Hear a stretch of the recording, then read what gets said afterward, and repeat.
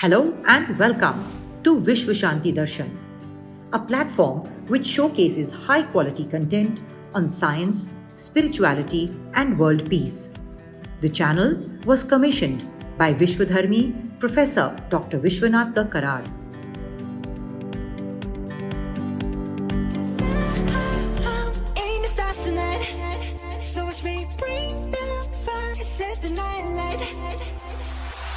Shoes on, get up in the morning, cup of milk, let's rock and roll. Kink out, kick the drum, rolling on like a rolling stone. Sing song when I'm walking home, jump up to the cloud of brown. Think down, call me on my phone. Union Minister for Ports, Shipping and Waterways and AYUSH, Shri Sarbananda Sonowal, flagged off the maiden voyage of India's first international cruise liner, Costa Serena, from Mumbai to Goa. And Dr. Mukesh Sharma, CEO of Vishwa Shanti Darshan channel, was there to witness it. Speaking on the occasion, Shri Sarbananda Sonowal said, "The launch of Costa Cruises domestic sailings in India is a momentous occasion that marks the beginning of a new era in cruising and tourism." So I believe this particular initiative will definitely inspire our cruise industry to grow faster.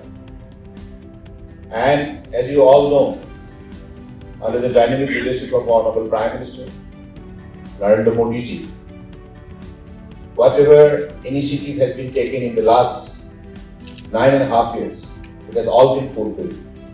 This was also one of the vision of Honorable Prime Minister, to make India one of the half of the cruise industry, cruise tourism. This initiative is inspired by the Dekho Apna Desh initiative of our Honorable Prime Minister Shri Narendra Modi. The launch of Costa Cruises domestic cruise has been possible due to a series of initiatives taken by the government to promote and revive the cruise tourism industry in India. Costa Cruises Italy is a part of Carnival Corporation, one of the world's largest cruising groups with prestigious cruise brands. The credit for bringing Costa Cruises to India goes to Ms. Nalini Gupta, Managing Director, Lotus Aero Enterprises, GSA Costa Cruise India.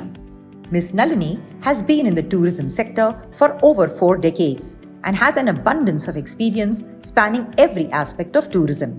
In India, when you didn't have the ships, how could you make an Indian become a cruiser? You needed to bring ships to their door. While I was in discussion with Costa, what inspired me the most was the fact that they were always the ones who went first to every country. Be it Brazil, be it China, be it any other part of the world. They were the first ones who went there and put in their flag. And I thought, this is the company that I would really want to get them to look at India. And they give me all the support. And that's the reason I think you can do so much and no more, but without the support from everybody, which includes your headquarters or for that matter the government, you are nowhere. So fortunately, I can just say I just have been lucky as well. It is said that tourism flourishes when there is an atmosphere of peace and harmony in the world. And peace can best be described as the absence of war or conflict. Combined with economic stability, it brings prosperity to the region and its citizens. But today, we are facing wars and conflicts around the world. It takes foresight and vision, along with continued and consistent action to promote peace, not only in one's backyard, but for the world at large. And we are doing just that through Vishwa Shanti Darshan channel, conceptualized by Vishwadharmi Professor Dr. Vishwanath Karar, the founder of MIT, who has dedicated his entire life to the cause of Vishwa Shanti, world peace. We have heard of ecotourism and even medical tourism. But has anyone ever thought that peace can be established in the world through tourism? Ecotourism began in the late 1980s. Gradually, the tourism market has evolved into a broader category that can be called as peace tourism, which includes peace within ourselves, peace with others, peace with nature, peace with past generations, and peace with the future. Since its birth in 1986, the International Institute for Peace Through Tourism, IIPT, has been promoting its vision of travel and tourism as the world's first global peace industry. IIPT promotes and supports this belief that every passenger is potentially an ambassador of peace. It was no coincidence then that on this first domestic journey of Costa Cruises was IIPT President Ajay Prakash.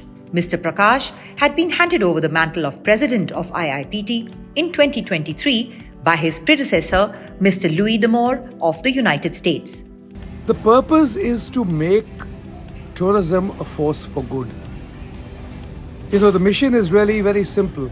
Tourism is a very large industry. It accounts for almost 10% of global GDP, employs 1 in 10 people. So an industry this size ought to have a voice, which unfortunately it has not coalesced and come together. The idea is that such a big industry can become a global peace industry, and second, which is more important and which is the mission of IIPT, is to turn every traveler into an ambassador for peace. When you travel with an open mind and a gentle heart, you realize very quickly that the things that we think divide us pale into insignificance before all the things that unite us. At the end of the day, human race, what does it want? All of us want a good, clean environment, good food to eat, education for our children, and a peaceful environment where we can grow and participate in community. That is the purpose, that is the mission of IIPT. We at the International Institute of Peace Through Tourism believe that tourism is a tool for peace. Every single traveler is potentially an ambassador of peace. To integrate this into a full-fledged holistic system that can lead to what is the vision that India has set out to the world and which has been a practice, Asian practice in India, Vasudhaiva Kutumbakam. One earth, one family, one future. I think tourism is an industry that imbibes all these qualities and actually can help to harmonize the world by exchange of perspectives. When people travel, they learn to appreciate the likingness between each other much more than the differences. Another person who played an instrumental role along with Ms. Nalini Gupta in establishing cruise tourism in India was the former chairman of Mumbai Port Trust, Shri Sanjay Bhatia, currently the Lokayukt of Maharashtra. He too is a staunch propagator of tourism for peace. Peace normally happens when there is proper communication. And if you've seen any big cruise ship, there are people from various nationalities. And in fact, recently I had gone on a cruise from Barcelona, Symphony of the Seas. There were people from at least 50 or 60 nations there, intermingling, becoming friends, know the other people. So when you start communicating, the peace starts. Even if, in fact, I met some Pakistanis. Okay. And that was also a very good experience. And I must tell you, this is an admission here now. Most of the Pakistanis I met, they were saying, हमारे पास आपके मोदी जैसा कोई क्यों नहीं है? All of them. So imagine, they know about us. Our nations may have been quarreling, but when you meet, they are very helpful, very friendly, and also want to be part of that, the whole peace thing which India is doing. So I think cruise tourism is excellent for us. Akshay Rao, young public relations manager of Costa Serena, also considers tourism as a big factor for peace in the world. Currently, I'm working in a place where I'm interacting with multicultural people. In this way, I get to know people from various nationalities. Though the governments fight, but when we know the people are really very polite. The people are really very nice, and this really can build the bridges what the government is fighting for. So I believe that the tourism has the entire potential to build a bridge to the peace and bring peace in the entire globe. The higher purpose of tourism for peace includes the key role of tourism in promoting international understanding and collaboration among nations, environmental protection and preservation of biodiversity, enhancing cultures and valuing heritage, contributing to sustainable development and poverty reduction, and healing wounds of conflict.